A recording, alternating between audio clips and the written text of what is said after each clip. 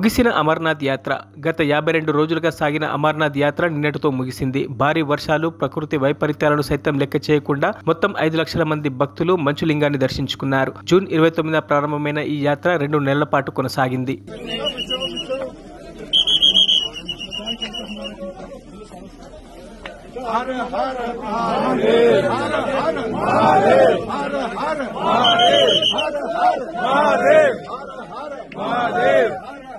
Mahadev Mahadev Mahadev Mahadev Mahadev Mahadev